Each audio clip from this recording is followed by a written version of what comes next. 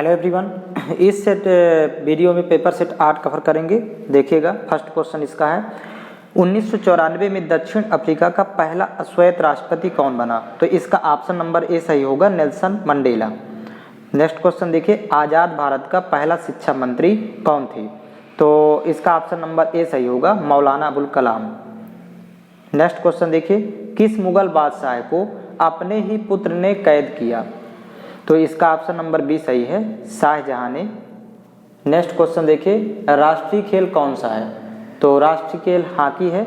इसका option number C सही है, भारत का राष्ट्रीय खेल हॉकी है। अगला क्वेश्चन देखेंगे, पांचवा क्वेश्चन देखिएगा, भारत के प्रथम राष्ट्रपति कौन है? तो इसमें देखिए 4 ऑप्शन है, तो इसका ऑप्शन नंबर फर्स्ट सही होगा, डॉक्टर राजेंद्र प्रसाद। अगला क्वेश्चन देखिएगा, भारत चीन युद्ध कब हुआ था? तो इसका ऑप्शन नंबर बी सही है, 1962 में। अगला क्वेश्चन देखिए, वर्ष का लंबा दिन कौन सा है? तो 4 ऑप्शन ये दिए हुए हैं, तो इसका ऑप्शन नंबर डी सही होगा, 21 जून वर्ष का सबसे बड़ा दिन कहलाता है। फिर देखिए, राज्यसभा को कौन भंग कर सकता है?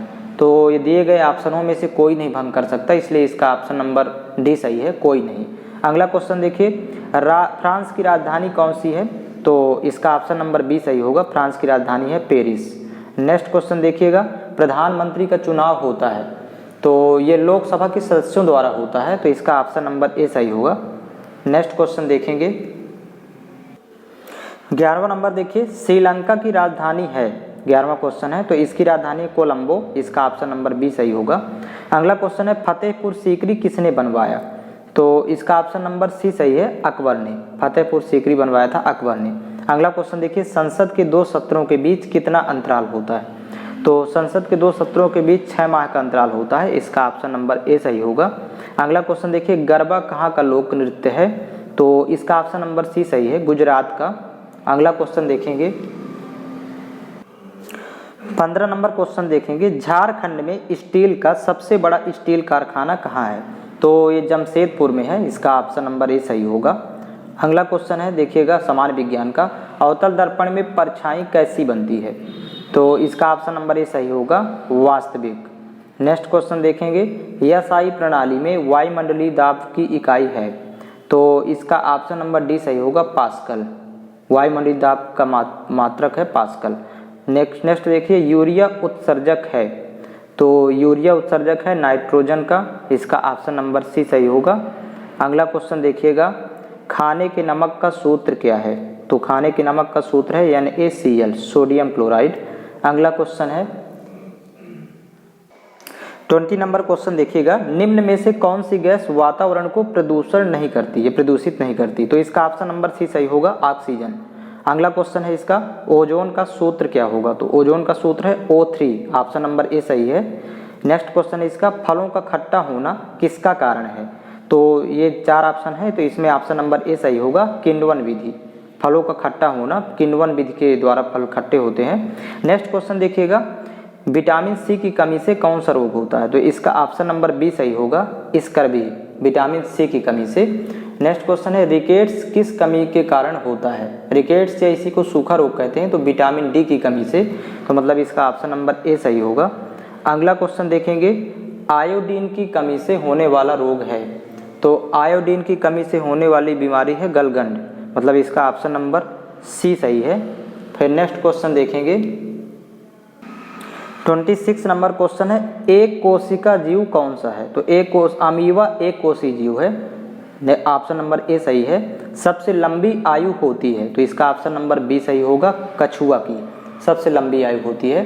नेक्स्ट देखिए, हास्य गैस है, तो ये ऑप्शन दिए हुए हैं, तो इसका ऑप्शन नंबर बी सही होगा, N2O, नाइट्रस ऑक्साइड। अगला क्वेश्चन है, सूर्य का प्रकाश में कौन सा विटामिन होता है? तो सूर्य के प्रकाश में विटामिन डी होता है। इसका ऑप्शन नंबर डी सही है। अगला क्वेश्चन है, बेरी रोग किस विटामिन की कमी से होता है? तो विटामिन बी की कमी से होने वाली बीमारी है बेरी। ऑप्शन नंबर बी सही है। अगला क्वेश्चन है इसका, देखिएगा यहाँ से मैथ का क्वेश्चन स्टार्ट होता है, तो एक एक प्रश्न देखते जाइएगा, सरल विधि आपको देखने को मिलेगी। जैसे 1200 रुपये 2 वर्ष बाद 1428 रुपये हो जाते हैं, तो ब्याज की दर क्या होगी? अब यहाँ दर पूछ रहा है, वो भी प्रतिशत में, तो समय के पहले हमेशा मूलधन दिया रहता है, ये मूलधन है, और समय के बाद यहाँ पर ये रुपये ही दिया है, तो ये मिश्र धन है, यहाँ पर ये मिश्र धन लिख देंगे। तो मूलधन दिया है और मिश्र धन दिया है, ब्याज नहीं दिया, तो पहले ब्याज निकालेंगे। पहला काम होगा इस प्रश्न में ब्याज, साधारण ब्याज। अब ब्याज बराबर होता है मिश्र धन माइनस मूलधन, मतलब A माइनस P।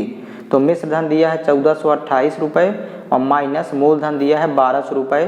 तो 1428 में जब 1200 घटाएंगे तो वैल्यू 228 रुपये होगी, ये हो जाएगा ब्याज। अब डायरेक्ट यहाँ पर ब्याज की दर निकालना है, तो दर निकालेंगे, वो भी देखिएगा प्रतिशत में। तो दर का सूत्र होता है ब्याज गुणे 100, यहाँ पर ब्याज गुणे 100 बटे मूलधन गुणे समय, ये इसका फार्मूला होता है। तो यहाँ पर देखिएगा ब्याज का मान दिया हुआ है, अभी निकाली है 228, तो यहाँ लिख देंगे 228 ब्याज की जगह गुणे 100 और बटे मूलधन यहाँ पर दिया है 1200 रुपये, देखिए प्रश्न में। तो बटे में यहाँ मूलधन की जगह 1200 रखेंगे और गुणे समय दिया है यहाँ पर प्रश्न में 2 वर्ष, तो समय लिख देंगे यहाँ पर 2। इसी फार्मूले में वैल्यू पुट कर देना है। अब कैंसिल आउट करने की 0 0 ये कैंसिल आउट हो जाएगा, फिर 2 से कैंसिल आउट कर देंगे तो देखिए 2 1 कम 2, यहाँ से 2 1 कम 2, 2 1 कम 2, 2 चौको 8, 114 हो गया। फिर यहाँ पर देखिएगा 2 से कैंसिल आउट करेंगे, 2 छक्का 12, यहाँ से देखेंगे 2 पंचे 10 और यहाँ पर फिर 1 14, 2 सत्ते 14। अब 57 में 6 से भाग कर देंगे तो दर आ जाएगी, तो 6 का 9 बार जाएगा, 6 नहीं 54, तो 9 दशमलव फिर 3, 30 हुआ, 6 पंचे 30, तो 9.5 आएगा भाग करने पर, तो दर इतने प्रतिशत होगी 9.5%। तो इसका ऑप्शन नंबर बी सही है। अगला क्वेश्चन इसका देखेंगे, 15,625 का वर्गमूल है। तो यहाँ पर देखिए वर्गमूल निकालेंगे भागविधि से 15,625 का। तो भागविधि से वर्गमूल निकालना है, तो इसका तरीका देखेंगे कैसे निकाला जाता है। तो यहाँ पर इकाई की तरफ से पहले 2 अंकों के जोड़े बना लेंगे यहाँ पर, और ये एक जोड़ा सिंगल बनेगा, यहाँ पर शून्य लगा लेंगे तो 2 अंक यहाँ भी हो जाएंगे, इसके पहले 0 लगा लेंगे। तो 3 जोड़े बने तो यहाँ पर वर्गमूल में 3 अंक होंगे, मतलब उत्तर में 3 अंक होंगे। अब पहला जोड़ा यहाँ पर देखेंगे 1 लिखा है, तो ऐसी संख्या का वर्ग पर लिखें कि 1 से अधिक ना हो, तो 1 का वर्ग ही 1 होता है, तो जिसका वर्ग लिखना है उसको 3 जगह लिखेंगे, यहाँ तीनों जगह, और वर्ग आएगा 1, तो यहाँ लिख लिया जाएगा। अब यहाँ घटाएंगे, यहाँ जोड़ेंगे, तो 1 1 जुड़ेगा तो यहाँ पर 2 हो जाएगा, और यहाँ 1 में 1 घटाएंगे 0 होगा, और ये 56 उतारेंगे अगला जोड़ा।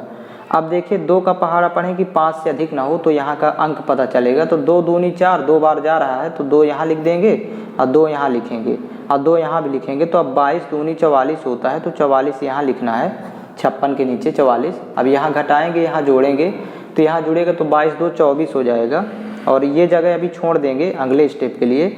यहाँ पर 6 में 4 घटाएंगे 2 और 5 में 4 घटाएंगे 1, और ये 25 उतरेगा अगला जोड़ा, तो बन जाएगा 1225। अब यहाँ पर 24 का पहाड़ पढ़ेंगे 122 से अधिक ना हो, 3 अंक यहाँ है, क्योंकि 24 का 12 में तो जाएगा नहीं, तो 3 अंक ले लेंगे, तो 24 पंचे 120, 5 बार जाएगा, तो 5 यहाँ लिख लेंगे और 5 यहाँ उत्तर में लिखेंगे, 5 यहाँ लिखेंगे, 3 जगह लिखा जाता है। अब यहाँ पर देखिए 245 गुणे 5 करेंगे, तो इससे ज़्यादा नहीं आना चाहिए, इतना आ जाए या इससे कम आए, नहीं फिर 4 बार भाग करेंगे। यदि यहाँ 5 लिखे थे तो फिर 4 यहाँ चेंज कर लेंगे, तो 5 5 25 की 5 हासिल 2, 5 चौक 20, 2 22 की 2 हासिल 2, 5 दूनी 10, 2 12, 1225 आ गया। यहाँ घटाएंगे तो यहाँ तो शेष 0 आएगा, और यहाँ जुड़ेगा तो 250 हो जाएगा। हमें उत्तर निकालना था 125, ये वैल्यू निकालना था, तो इसका ऑप्शन नंबर ए सही होगा। भागविधि से निकालेंगे 1-2 स्टेप तो उत्तर आ जाएगा। अगला क्वेश्चन देखेंगे इसका। नेक्स्ट क्वेश्चन देखिए, 506 तथा 1863 का महत्तम समापवर्तक क्या होगा। महत्तम CF निकालना है, तो यहाँ पर लिखेंगे 506 और ये वैल्यू दिया है 1863, इनका महत्तम समापवर्तक निकालेंगे। तो अब देखिएगा यहाँ पर सबसे छोटी संख्या के गुणनखंड करेंगे। जब भी CF निकाला जाता है तो छोटी संख्या के गुणनखंड कर लेते हैं, तो इसके 506 के गुणनखंड कर लेंगे यहाँ साइड में। तो देखिएगा तो 2, ये तो अभी 2 से कटेगा, 2 दूनी 4, फिर 1 10 हुआ, 2 पंचे 10 और फिर 2 तिहाई 6।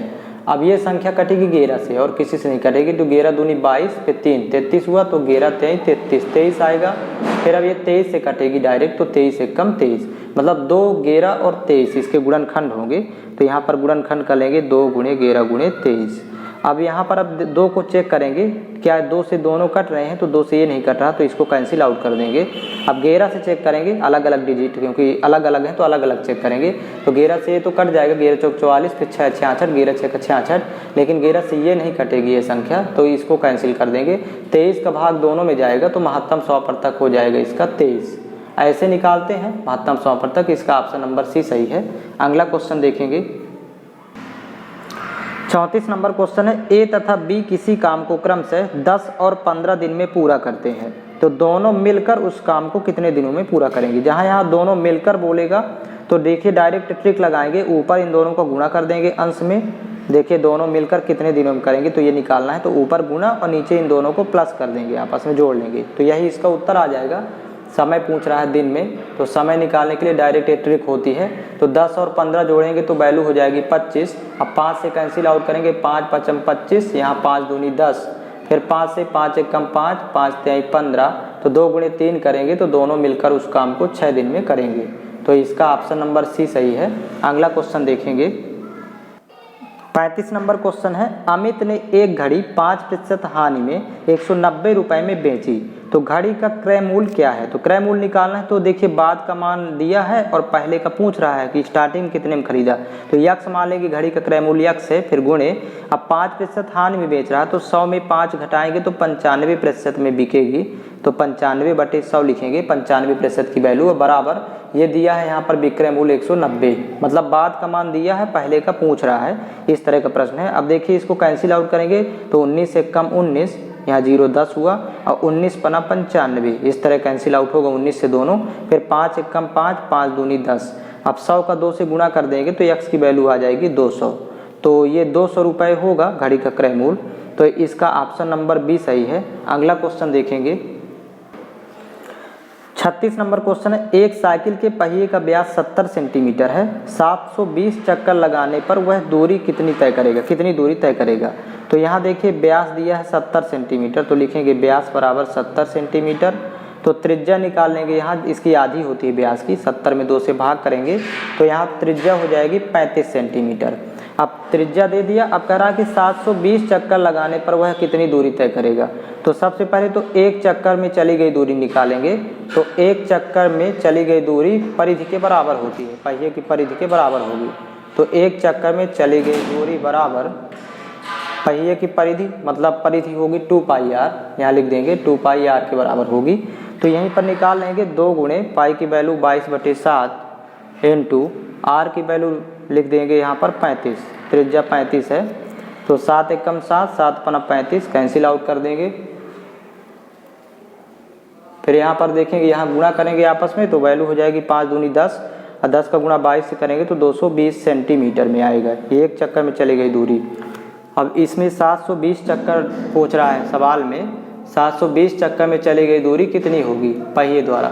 तो एक चक्कर में चली गई दूरी यहाँ पर फाइंड हो गई 220 सेंटीमीटर। तो 720 चक्कर में चली गई दूरी मीटर में निकालना है, क्योंकि देखिए ऑप्शन में दिया है मीटर में, तो यहाँ पर मीटर में निकाल लेंगे इसको।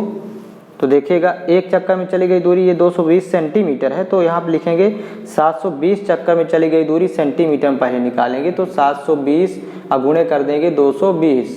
अब ये सेंटीमीटर में आएगा दोनों का गुणा करने पर, तो देखिएगा 22 दूनी 44 की 4 हासिल 4, और 22 सत्ते 154, 4 158, और ये डबल 0 लगा देंगे, तो ये तो सेंटीमीटर में आएगा। 720 चक्कर में चली गई दूरी सेंटीमीटर में। अब इसको सेंटीमीटर को मीटर में बदलना है, तो 100 से भाग कर देंगे, यहाँ पर सेंटीमीटर को मीटर में बदलना है तो 100 से भाग होगा, 1584 डबल 0 भागे कर देंगे 100, तो यही वैल्यू हो जाएगी मीटर में। अभी सेंटीमीटर में थी तो 0 0 यहाँ से कैंसिल आउट हो जाएगा, तो 1584 मीटर होगा, जो कि ऑप्शन में दिया हुआ है 1584 मीटर। तो इसका ऑप्शन नंबर देखिएगा, ऑप्शन नंबर बी सही होगा इसका, ये ऑप्शन नंबर बी है 1584 मीटर। ऐसे सॉल्व करेंगे। अगला क्वेश्चन इसका देखिएगा।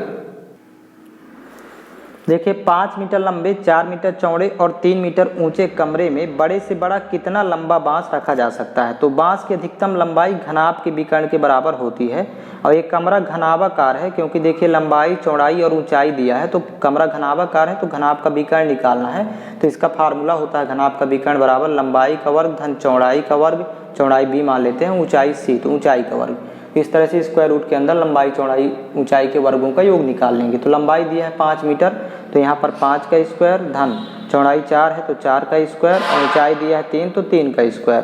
तो यहाँ पर 5 का वर्ग 25 होगा, तो यहाँ 25 लिखेंगे, 4 का वर्ग 16 और 3 का वर्ग 9। अब तीनों को जोड़ देंगे तो यहाँ पर वैल्यू हो जाएगी 16 9 25, 25 25 50, तो स्क्वायर रूट के अंदर वैल्यू हो गई 50। अब इसके खंड कर लेंगे तो इसको 25 दूनी 50 ऐसा लिखेंगे। अब 25 का वर्गमूल 5 होगा तो 5 इंटू स्क्वायर रूट 2 और ये आएगी वैल्यू मीटर में।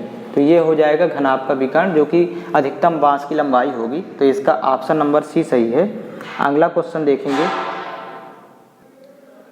38 नंबर है क्वेश्चन देखिए, धातु के 3 घन जिनकी भुजाएं क्रमशः 3, 4 और 5 सेंटीमीटर हैं को पिघलाकर एक नया घन बनाया गया है, तो नए घन की भुजा ज्ञात करें। तो देखिए इन 3 छोटे छोटे घनों को पिघला करके एक बड़ा घन नया घन बनाया गया है। तो बड़े घन का आयतन, क्योंकि पिघला के बड़ा बनाया गया है तो बड़े घन का आयतन बराबर 3 छोटे घन का आयतन।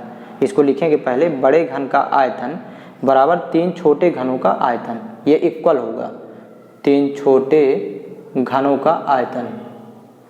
अब घन का आयतन का सूत्र होता है a क्यूब, यानी भुजा का क्यूब। तो मान लेते हैं कि बड़े घन की भुजा कैपिटल A है, तो यहाँ कैपिटल A क्यूब बराबर, अब ये 3 छोटे घनों की भुजाएं दिया है तो इनका क्यूब कर देंगे, इनका आयतन लिखेंगे पहले घन का, तो 3 का क्यूब मतलब a क्यूब का मतलब 3 का क्यूब, यहाँ पर धन 4 का क्यूब और धन यहाँ पर हो जाएगा 5 का क्यूब।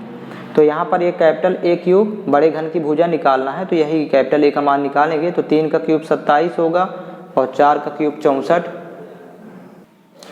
4 क्यूब यहाँ देखिए 64 होगा 4 का घन और प्लस 5 का घन 125। अब इन तीनों को जोड़ लेंगे तो यहाँ कैपिटल A क्यूब ही लिखना है बराबर, ये 216 आएगा जोड़ने पर, जो 216 6 का क्यूब होता है, 6 का घन। तो A क्यूब बराबर 6 का क्यूब, तो क्यूब क्यूब कैंसिल हो जाएगा, तो यहाँ पर ये बड़े घन की भुजा हो जाएगी 6 सेंटीमीटर। तो इसका ऑप्शन नंबर सी सही होगा। अगला क्वेश्चन देखेंगे इसका 39 नंबर क्वेश्चन देखिए, 4x² माइनस 9 का गुणनखंड क्या होगा। तो यहाँ पर देखिए 4x² माइनस 9 बराबर, इसको लिख सकते हैं 4x² को 2x का होल स्क्वायर माइनस 9 को लिख सकते हैं 3 का स्क्वायर। तो अब ये सर समीका यहाँ पर लग गई, देखिएगा a² माइनस ये b का स्क्वायर और बराबर होता है a plus b first bracket में, सेकेंड ब्रैकेट में a माइनस बी। इसको आगे पीछे लिख सकते हैं, तो इसी सर समीका में इसको लिख देंगे। तो एक ब्रैकेट में हो जाएगा 2x प्लस 3 और सेकेंड ब्रैकेट में लिख देंगे 2x माइनस 3। तो जिस ऑप्शन में लिखा होगा 2x प्लस 3 2x माइनस 3 तो उसी ऑप्शन को चूज कर लेंगे। तो इसका ऑप्शन नंबर बी सही है। अगला क्वेश्चन देखेंगे 40 नंबर क्वेश्चन देखिए, 5x धन 4 बराबर 3x धन 8 में x का मान क्या होगा। तो यहाँ पर लिख लेंगे 5x धन 4 बराबर 3x धन 8। इस समीकरण को हल करना है, x का मान निकालना है। तो 3x इधर ले आएंगे, पक्षांतर कर लेंगे, तो 5x में जब 3x घटाएगा तो बचेगा 2x बराबर 4 को उधर ले जाएंगे, पक्षांतर करेंगे तो 8 में जब 4 घटाएंगे तो वैल्यू बचेगी 4। तो 2 1 कम 2, 2 दूनी 4, तो मतलब x का मान आ जाएगा 2। इस तरह सॉल्व करते हैं, तो इसका ऑप्शन नंबर बी सही है। अगला क्वेश्चन देखेंगे 41 नंबर क्वेश्चन है, कौन सी राशि 8% साधारण ब्याज की दर से 2 वर्षों में 174 रुपये हो जाएगी। तो यहाँ पर जो समय के बाद दिया है ये मिश्र धन है, अमाउंट 174 रुपये, और ये दर दिया है, यहाँ समय दिया है। तो राशि पूछ रहा है मतलब मूलधन पूछ रहा है। तो जब भी कंडीशन ऐसी मिले प्रश्न में कि मिश्र धन दे करके और मूलधन पूछे, तो मूलधन P का फार्मूला लिखेंगे अमाउंट इंटू 100, मतलब मिश्र धन गुणे 100 बटे 100 धन दर गुणे समय, ये इसका सूत्र होता है। जब मिश्र धन दिया हो, दर और समय दिया हो प्रश्न में, तो ये मूलधन डायरेक्ट निकालेंगे। तो देखिए मिश्र धन दिया है अमाउंट 174 रुपये, तो यहाँ लिखेंगे 174 गुणे 100 और बटे हो जाएगा 100 धन दर गुणे समय। तो दर और समय की वैल्यू ये दिया है, दर 8% है, समय 2 वर्ष है, तो यहाँ पर लिखेंगे 8 गुणे 2। आप देखिएगा 8 दूनी 16 होगा और 100 और 16 जुड़ेगा तो 116 हो जाएगा। तो यहाँ 174, यहाँ पर देखिए वैल्यू 174 गुणे 100 और बटे हो जाएगा 116। अब इसको 4 से कैंसिल आउट करते हैं दोनों को, इन दोनों को, तो 4 दूनी 8, फिर 3 36, 4 नहीं है 36। यहाँ पर 4 से इसको कैंसिल आउट करेंगे तो 25 चौको 100, 25 आएगा। अब ये 29 से इसमें भाग चला जाएगा पूरा पूरा, तो देखिए 29 से कम 29, और यहाँ पर इसका भाग करेंगे तो ये कटेगा, देखिएगा 9 का पहाड़ा पढ़े कि इकाई में 4 आए, तो 9 छक्का 54, तो मतलब 6 बार जाएगा, तो 20 छक्का 120 और 9 छक्का 54, तो मतलब 174, 29 छक्का 174, 6 बार जाएगा।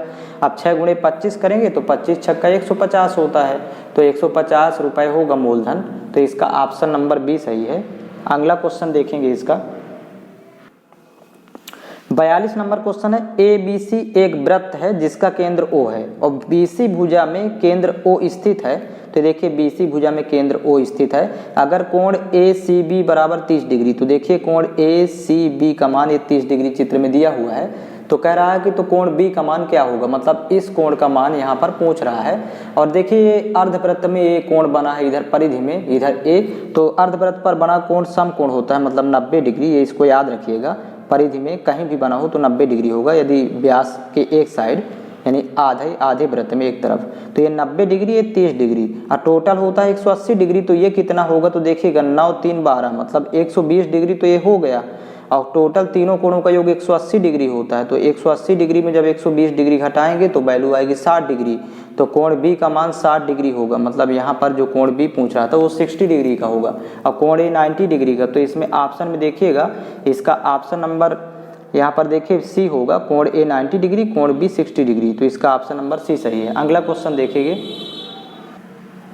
43 नंबर क्वेश्चन है, एक चुनाव में एक उम्मीदवार 40% वोट प्राप्त करता है और अपने प्रतिद्वंदी से 298 वोटों से हार जाता है, तो कुल कितने वोट डाले गए। तो यहाँ पर देखिएगा, जब इस सवाल को लगाएंगे तो पहले लिखेंगे कुल मत 100%, इसको पहले प्रतिशत में सेट कर लेंगे।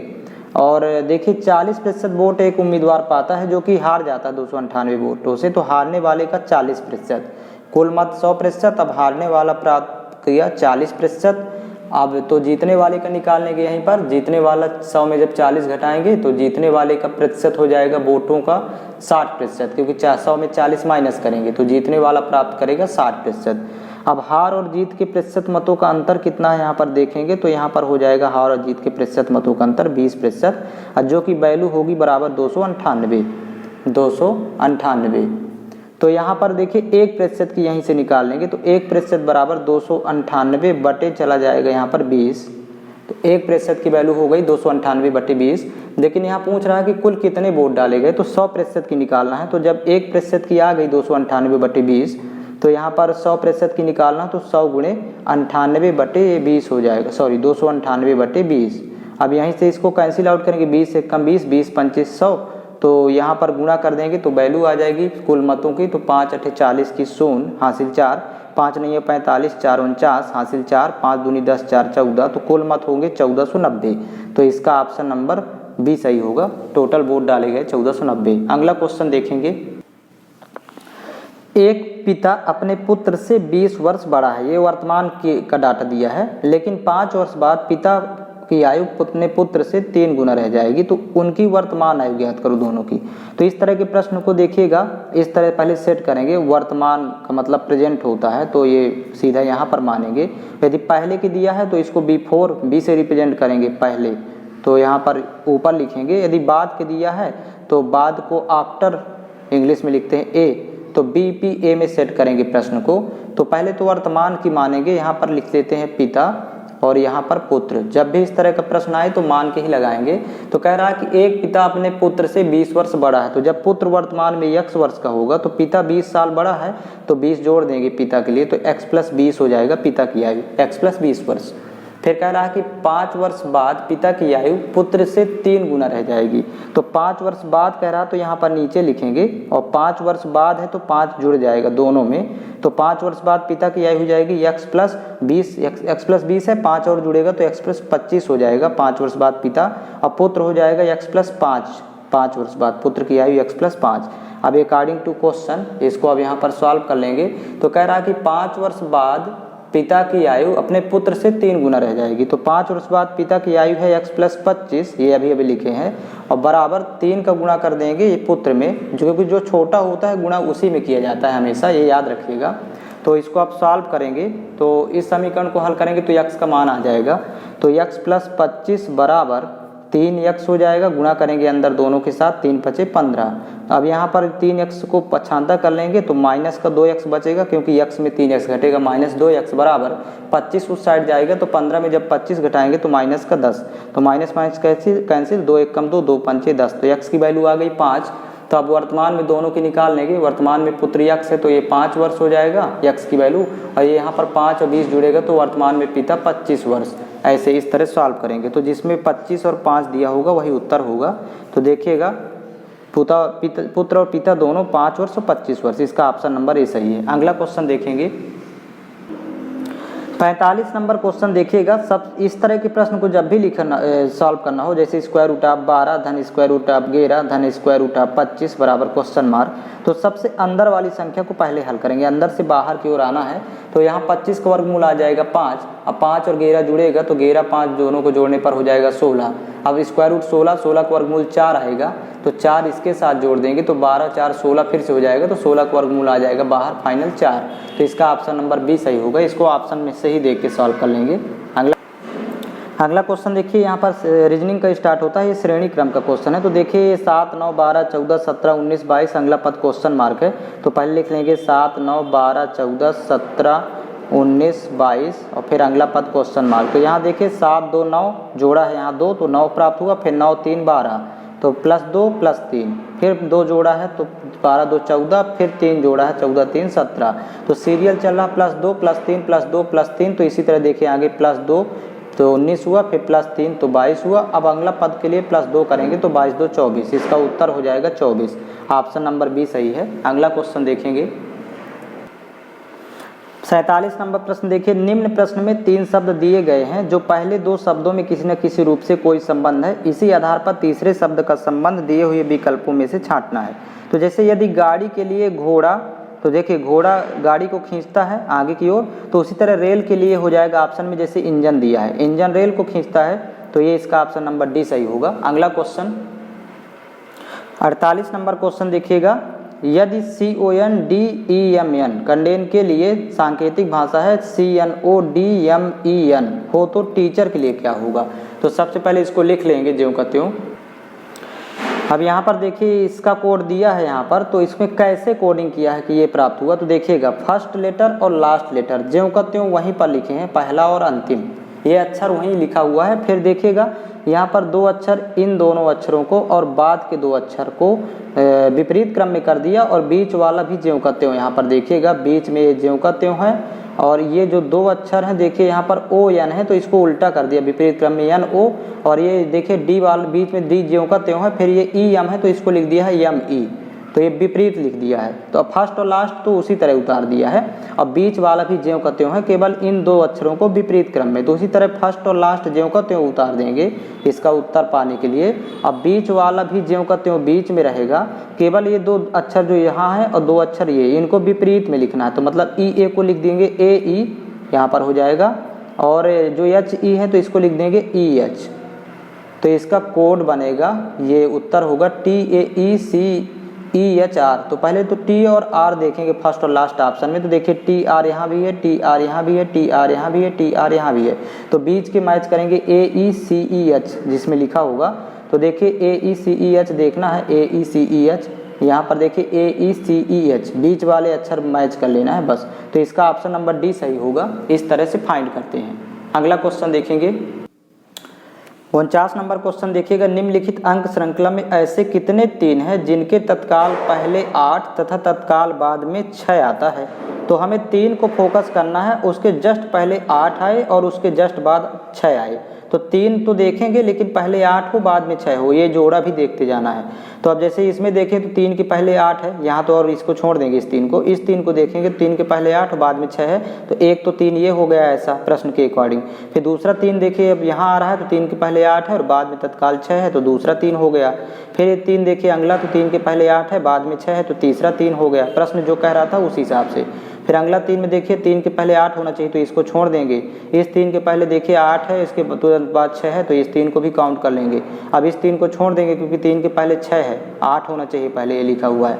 और इस 3 के पहले 8 तो है लेकिन बाद में 6 नहीं है, तो इसको भी छोड़ देंगे। तो मतलब 1 2 3 4 3 ऐसे हैं जिनके ठीक पहले 8 है और ठीक बाद में 6 है, ऐसा जोड़ा फंस रहा है। तो ऑप्शन डी सही होगा, 4 3 इसके ऐसे हैं। अगला देखेंगे 50 नंबर क्वेश्चन देखिएगा, ये दिशा परीक्षण का प्रश्न है, आराम से इसको समझिएगा। एक व्यक्ति का मुख पश्चिम की ओर है, वह 45 डिग्री घड़ी की दिशा में घूमकर पुनः वह 180 डिग्री उसी दिशा में घूमा। तो इसके बाद वह 270 डिग्री घड़ी की सुइयों के विपरीत दिशा में घूमा, तो अब उसका मुंह किस दिशा में होगा। तो सबसे पहले तो एक सूत्र होता है इसका, तो सूत्र पहले देखते हैं, north east south west north. पहले इस फार्मूले को लिख लेते हैं, और ये इस तरह यदि चलता है कोई भी व्यक्ति तो ये कहलाता है क्लॉकवाइज। क्लॉकवाइज का मतलब दाएं, इसको बोलते हैं दायां। और यदि इस तरफ चलता है, नॉर्थ से इस साइड चले, तो ये कहलाता है एंटी क्लॉकवाइज, जो कि बायां कहेंगे, हिंदी में पढ़ते हैं बायां। तो घड़ी की सुई की विपरीत दिशा कहलाती है ये घड़ी की सुई की दिशा में। ये फार्मूला कैसे निकला, तो यहाँ देखिएगा, ऊपर नॉर्थ होता है, नीचे साउथ, इस साइड ईस्ट और इस side west, east west, north south east west. अब यहाँ पर ये घड़ी की सुई की दिशा ऐसी होती है, मतलब इसको बोलते हैं क्लॉकवाइज, या इसी को दायां भी बोलते हैं। और ये कहलाता है घड़ी की सुई की विपरीत दिशा, यदि ऐसे चले तो ये एंटी क्लॉकवाइज कहलाता है। तो हमने क्लॉकवाइज में सूत्र लिखा है north east south west north. तो देखिए यदि नॉर्थ से ईस्ट में आएगा, देखिएगा क्लॉकवाइज यदि चलता है तो नॉर्थ से ईस्ट में, वो भी 90 डिग्री जब पूरा चलेगा 90 डिग्री तब ईस्ट में आएगा। यदि 45 डिग्री चलता है तो फिर नॉर्थ ईस्ट में आएगा, बीच वाली दिशा में। तो यहाँ पर समझ भी लीजिए कि 45 डिग्री यदि चलता है तो आधा घूमा कहलाएगा, आधा। जैसे मान लीजिए कि नॉर्थ से और क्लॉकवाइज चलता है, जैसे क्लॉकवाइज है तो 45 डिग्री चलेगा तो फिर इसमें नॉर्थ ईस्ट में आएगा, नॉर्थ से 45 डिग्री यहाँ आएगा नॉर्थ ईस्ट में। यदि नॉर्थ से क्लॉकवाइज 90 डिग्री चलता है तो ईस्ट में आ जाता है 90 डिग्री। तो 45 डिग्री का मतलब आधा, 90 डिग्री का मतलब होता है पूरा, पूरा घूमेगा। और इस प्रश्न में देखिए डिग्री में 45 डिग्री आया, अब 180 डिग्री को लिख लेते हैं, 180 आया तो 180 डिग्री यदि घूम रहा है, चल रहा है, तो मतलब 2 बार पूरा घूमेगा, 90 90 90 90 180, 2 बार पूरा घूमेगा। और इसी तरह देखिए 270 आया है तो 270 डिग्री का मतलब घूमने का मतलब 3 बार पूरा घूमेगा, 9 त्रिक 27, 90 90 3 बार, 90 प्लस 90 प्लस 90 3 बार। इसको आप लोग फोकस करिए। अब देखिए अब डायरेक्ट प्रश्न में आ जाते हैं, इस सूत्र को याद रखेंगे और ये भी क्लॉकवाइज में north east south west north east से आप सूत्र लिख लेंगे।